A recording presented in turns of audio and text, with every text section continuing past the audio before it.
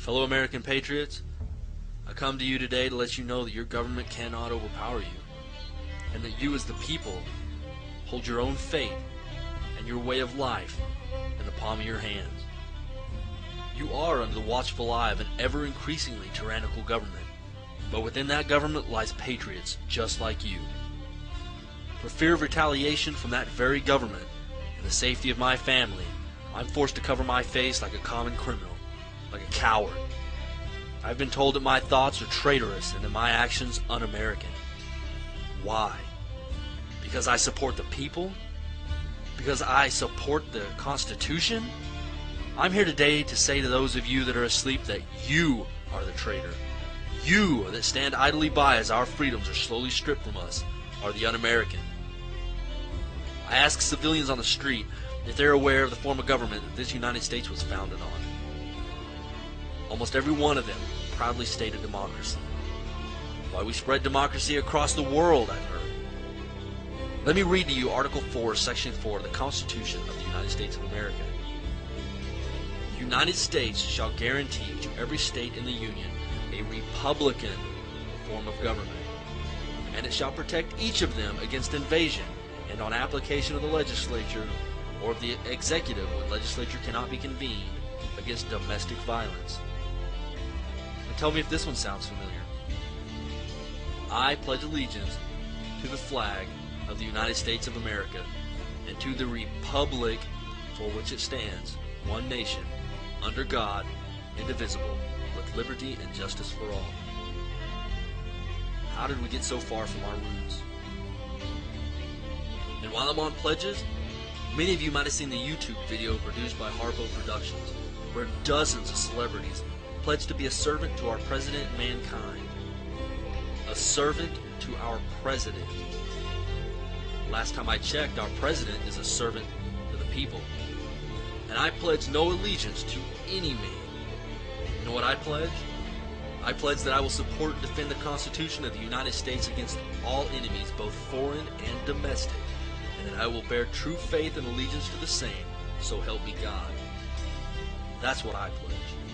And that's the pledge that every U.S. service member makes. Yet it seems most of them don't even know what's in the Constitution. Second Amendment, written December 15, 1791. A well-regulated militia being necessary to the security of a free state, the right of the people to keep and bear arms shall not be infringed. Shall not be infringed. I consider any laws that affect my right to keep and bear arms as an infringement on that right. So you lawmakers out there, go ahead. Push past the Blair-Holtz H.R. 45 bill. We will use every avenue of peaceful resolve that we have. But you push our backs against the wall, and we will push back. Next is the 10th Amendment. The powers not delegated to the United States by the Constitution or prohibited by it to the states are reserved to the states respectively or the people.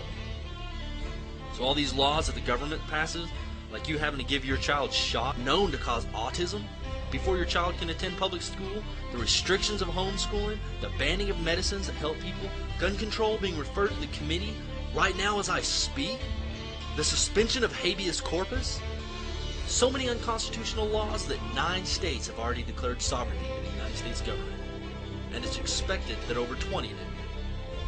I was proud whenever I read the Oklahoma resolution that this serve as notice and demand to the federal government as our agents to cease and desist effective immediately mandates that are beyond the scope of these constitutionally delegated powers. That's passion, conviction, dedication of the Oklahoma residents. And they're not alone. We, the American patriots, are tired of standing idly by. This is a call to arms. Support the sovereignty of your states. Reclaim your freedoms. Write your senators. Write your congressmen. Write your state representatives. For you American citizens that are asleep, there's something going on around you. And if you can't see it, it's only because you're so self-absorbed in your trinkets and your cell phones and your video games, your corporate jobs. There's a revolution brewing under the surface of your country and you don't even know it. If I ask you if you're awake and you don't know what I'm talking about, you need to start searching for information. You need to read your Constitution. You need to know your rights. Look up what started the first revolution. Do research on your monetary system. Keyword the Federal Reserve. Ask yourself a simple question. Do I want to be free? Or do I just ask for a protective master to watch over me? The time for you to make that choice is at hand. The enemies of the Constitution are not far away in some distant desert. They're found right here on our own soil. We have become complacent. We've allowed the tyrants to take over this country, and we have no one to blame but ourselves. The time is now. We must rise up together as one voice and resist while we still have the ability to resist. I know many of you are afraid of the government. You wonder how can you fight something as strong as the U.S. military. I ask you this question. Who is it that's behind those rifles that you fear? They are your sons, your daughters, your mothers, and your fathers. They are American citizens just like you. And let me assure you that there is a resistance within the military. We will not be silent. We will not obey. We will not allow the American people to be harmed and their rights to be taken away in any manner. We will not disarm the American people during martial law.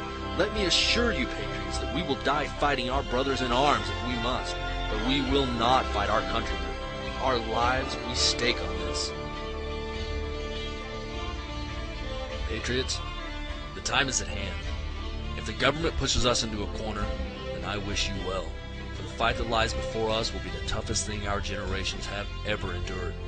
Your grandchildren's grandchildren will read about how you fought for their freedoms.